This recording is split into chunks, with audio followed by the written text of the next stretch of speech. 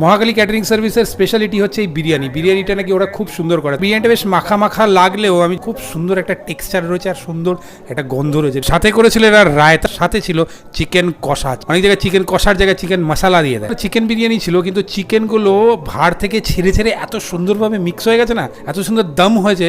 দোকানে গেলে কিন্তু আপনার এটা পোষাবে না, যেহেতু আপনি অনুষ্ঠান বাড়িতে খাচ্ছেন এরকম ধরনের বিরিয়ানি কিন্তু আপনার শ্রেয় হবে। বাহ, দারুণ খেতে। অনেক দিন বাদে এত সুন্দর একটা বিরিয়ানি খেলাম, আমার ব্যাপক লেগেছে। অলমোস্ট কালো ভুনা কষার মতনই ছিল, কষা চিকেনের সঙ্গে এরকম বিরিয়ানি খেতে লাজবাব লেগেছে। শেষ পাতে এরকম আমের চাটনি আর হার্ট শেপের পাপড় দিয়ে আমি শুরু করলাম ডেজার্টের পার্টটা। ওটা শেষ করতে না করতে চলে এলো স্ট্রবেরি রসগোল্লা। প্রথমে একটা হাফ বাইট মারলাম, দেখলাম বেশ ভালো খেতে, পরেরটা পুরোটাই খেয়ে নিলাম গোটা একেবারে। রাত্রিবেলা আর চেপে খেলাম না, একটা ক্ষীর সন্দেশ নিলাম, দারুণ খেতে ছিল, সুপার। মুখে দিলে সত্যি মেল্ট হয়ে কোথায় চলে গেল।